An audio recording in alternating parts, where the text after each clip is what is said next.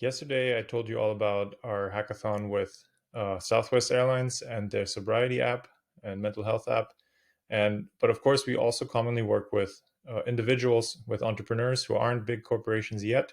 And so here's an idea of a friend of mine who came. He's a semi-professional climber, let's say amateur climber, but very passionate about it. And he has an idea for a device that potentially could revolutionize how you know amateur and pro climbers do interval training using a hangboard. So you know, I just said a bunch of stuff that I didn't know anything about when this hackathon started, and now I can throw all these keywords around confidently because I just spent a day with the subject matter. But anyway, so just like we did with Southwest Airlines, the prototype again is the pitch deck, right? That's a big part of it. We are trying really hard to communicate the core idea and present kind of what the product is behind it. The purpose here is to empower rock climbers worldwide by creating an innovative product that enhances their training and performance, keeps them safe, right? And of course, our team is comprised of passionate rock climbers, but also technologists who can help. So in this case, the technologist is obviously Ghost Founder. We have the engineers, and the passionate climber is Holden and his wife.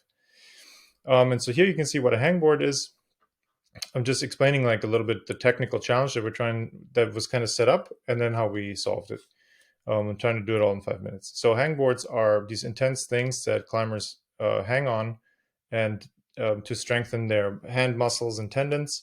You can already see in both of these pictures that there is like no real hands-free way to capture the time interval that you're hanging there. But it so turns out it's actually pretty dangerous if you hang too long, and you're supposed to kind of keep it like within a short time range. You know, maybe there's a 7 second hang for at a certain difficulty level and so forth. And so this frustration from Holden is, well, can't there be a device that kind of does the timing without you having to interact with it while you're trying to focus on your training? So we did some scientific research again. I mean, we didn't do the research, but we looked into the published research, and we found that there's plenty of papers backing up um, what Holden knew already, and that is that correct handboard training can increase your finger strength, improve muscle endurance, and strengthen your fingers, and can reduce risk of injury in climbing. However, incorrect training, hangboard training, can have the exact opposite effect, because if you hang too long, like, you can literally tear ligaments and tendons in your hands, for example.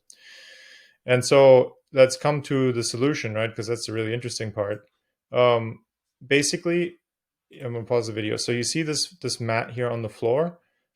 We bought off the shelf components, right? We did a basic electrical design in this case, or mechanical design, I guess you could say. And this mat has a switch built in. So if you step on it, the switch closes. That's all. That's all the mat does, right? It's just a dumb switch. And then we wired it up though to a box of electronics that we kind of custom designed. So there's a little dev board in there that's Arduino based, that has Bluetooth, a battery to power it, and an on-off switch. I think that's about it. And then some code, of course, needs to go onto that dev board that our engineer Clayton wrote. And so let's keep going in the video. So here, Madid, our software engineer, is showing it off. So he had turned it on. You can see a phone here. So it's connected to the phone via Bluetooth. And so now there's a simple app on the phone that Madid and JP have written, that then basically allows for this hands-free timing of the intervals, like the hanging intervals on the wall, right? Because while people are hanging, their feet aren't on the ground, right? So that's the trigger. As soon as you let go and you fall back to the ground, you're going to land on the mat, and that's the signal for the app to stop the timer, right? So simple idea, and the idea at the origin actually came from Holden. He just had no idea how to actually build this thing, right? And so that's, I mean, it's one of my passions, is to come up with off-the-shelf components, how to put them together intelligently to get to a working thing as cheap as possible. In this case, we spent just under $200 on the parts, and then the rest is, and that even includes a simple Android phone, because unfortunately, prototyping this stuff quickly is much harder on iOS. So we went with Android in this case. But so now you can see there's a simple app that he just opened. and he can now arm it when he steps on the mat. And then it even like builds a history of the timing intervals. Like we'll see this. So now he's stepped off the mat, the timer is running, and in a couple of seconds he'll step back on the mat and the timer will stop, and then it populates down here. So this is basic. This is like the very basic function that Holden asked for to make this thing usable, right, for him and his climbing friends. And that's what we integrated for a fully functional, actual real world prototype. So we went quite a bit further than the Southwest example.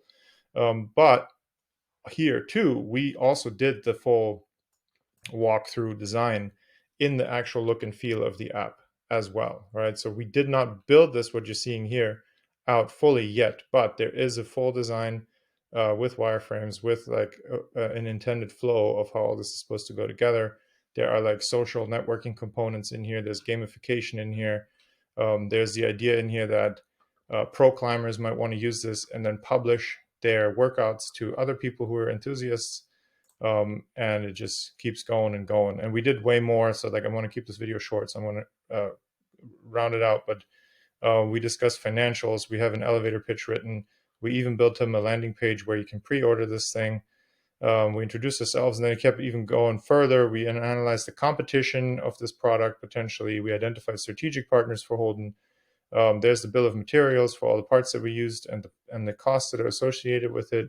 Here's a professional style guide that you can see really quick, really neatly, just so you've seen one if you've never seen one of these. So this is just a simple PDF, but it shows you the logo, the color language, the mood for imagery. So for example, you can see this is actual photographs, right? No illustrations, and then also the font selection.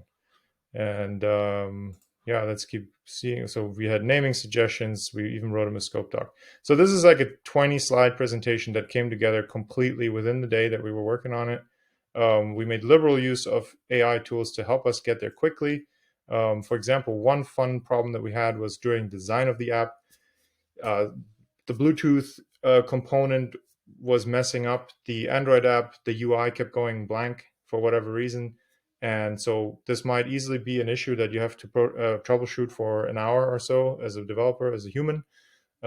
Asking ChatGPT for some advice proved to be very helpful. Problem was solved within 5 minutes, right? On these prototyping sprints, we're under intense deadline, right? We only do a 6-hour sprint and break for lunch. And so getting all this done within the day is not easy. And so being able to use AI definitely helps us get there faster and have just a much more high quality output at the end. So if you feel inspired by this, like not by the climbing thing, but in general, your idea could be taken literally from like the napkin drawing to reality, as you've seen here. Like we made the thing happen within a day. We can do that for you. We can do that for anything. So let me know. Reach out in the DMs. Super happy to help.